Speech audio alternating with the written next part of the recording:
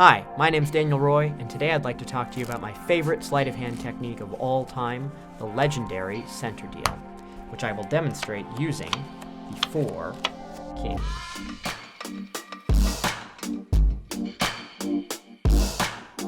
The center deal, a method of secretly dealing cards from the center of the deck. I'll start out using the 4 kings, and I will put them all into the middle of the deck, and I'll leave them face up so that you can keep track of them. Now here goes. I'm going to deal out a 5-handed game of cards, and when I get to my hand, you'll see that instead of dealing off the top, I pull these kings directly from the center of the deck. And that's all 4. Let's try it again, but this time, I'll turn them face down to mimic how it would look in a real game. So the 4 kings go face down into the deck, so you can really see they are in the middle. Here goes. Once again, I will deal out a 5-handed game. Once again, trying to deal the kings from the center. This time, of course, I haven't dealt them to myself. That would be far too obvious. Instead, I dealt them out here to my partner sitting at position number 4. But as the saying goes, you should never trust a card cheat, because I've also dealt myself all 4 aces. So why would you learn a move as difficult as the center deal? Well, it comes from basic card table procedure. Let's say I wanted to deal myself the 4 aces. I would secretly have them on the bottom of the deck, and I would start by giving the cards some shuffles and cuts, but these shuffles and cuts, although they look real, are actually keeping the aces on the bottom of the deck. And there they are, all 4 aces still on the bottom. Problem is, after the cards are shuffled, you have to pass them to the player to your right to have the cards cut. And if the aces start on the bottom, and this player gives the deck a cut, well, I can't deal the aces off the bottom anymore, because now they've been cut into the middle of the deck.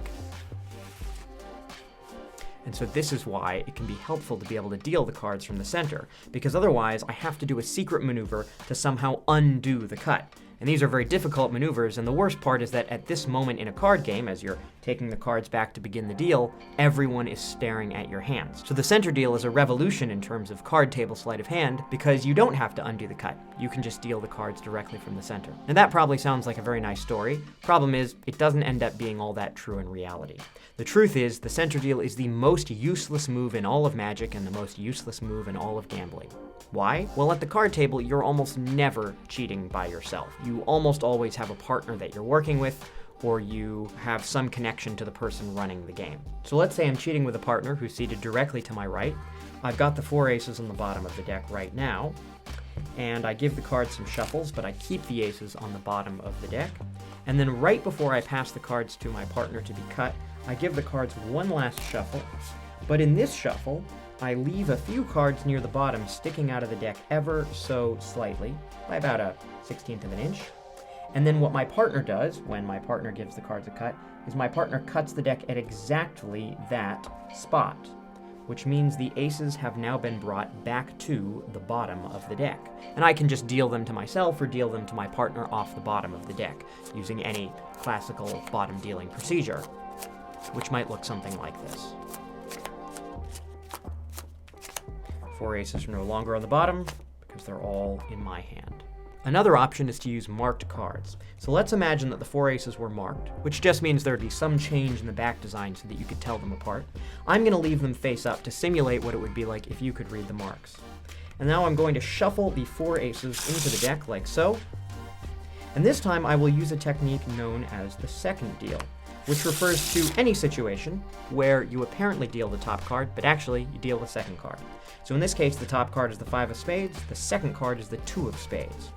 I will apparently deal the top card onto the table, but actually, this is the 2 of spades and the 5 is still on top.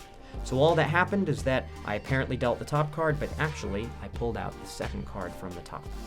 Now, you can see that the 4 aces are distributed throughout the deck, and this time, whenever an ace appears on top, you'll see it come up face up, I will retain it on top by using the second deal, and then I'll deal it to myself when I get to my own hand. So it would look something like this.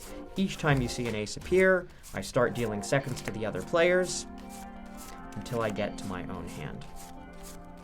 And that's all 4 aces. The benefit of using a second deal is that the other players can freely shuffle the cards because the cards I want are marked, so it doesn't matter where they end up in the deck, I'm still going to deliver them to my hand using the second deal. Now the center deal is just as useless in Magic as it is at the card table. I'll explain why using the ace of clubs. I'll put the ace of clubs towards the middle of the deck, and you can see this card really does go roughly halfway down. And now I will try to deal it from the center, the ace of clubs. Thing is, I didn't actually do a center deal. Instead, I put the ace of clubs in the middle of the deck, and I used a secret technique where it looks like it goes into the middle, but actually I've controlled it to the bottom. Now I just do a bottom deal, where instead of doing a center deal, I'm just dealing the card straight from the bottom of the deck. So in real time, it looks like this. Now a real center deal will never look quite as good as a bottom deal or a second deal that is passed off as a center deal.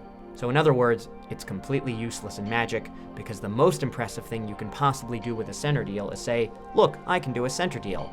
And it will never look as good as just pretending to do it using a different technique. So if the center deal is useless at the card table and even more useless in Magic, why should you learn it? Well, I think it comes down to the challenge and of wanting to achieve something that seems almost impossible, a move of such legendary status in terms of its difficulty and its intrigue. And when I heard about this sleight of hand technique, I was just enthralled. I had never really seen it done before. I didn't know anyone who could do it. And so I found some sources and books and videos by people who could do the move and who could teach the move. And then I started practicing, and I've probably devoted a few thousand hours of my life just to learning this one move, amongst the roughly 20,000 hours that I've spent doing Magic. And I think this comes down to the fact that when we try to master anything, whether it's an instrument or whether it's dance or something in the sciences or mathematics or in the humanities or with a deck of cards, what we're really doing is we're trying to master a part of ourselves. We're trying to hone our ability to focus and to practice and to persevere. And I think that's why I'm fascinated with sleight of hand and why I just love to learn it. It's probably the same reason many other people become obsessed with their craft and just want to perfect it. So to conclude, I'll demonstrate the center deal one last time. The four aces start on the bottom, and I will cut them into the center. And now I'm going to deal the cards stud style, which means I'm going to turn them face up as I deal.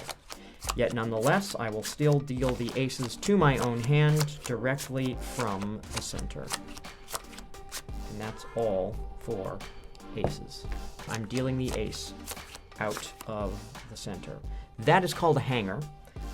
This is where you get shot if you do this at the card table because cards are not supposed to come flying out of the middle of the deck. Whoops, good thing it's on video and I can do another take. Thanks so much for watching, I hope you enjoyed. If you liked this video, please give it a like, and if you want to see more, consider subscribing to the channel and following me on social media. If you're interested in taking private lessons, I teach magicians of all levels, or if you want to book a show, you can contact me by email or on my website. Links are in the description. I'll see you next time.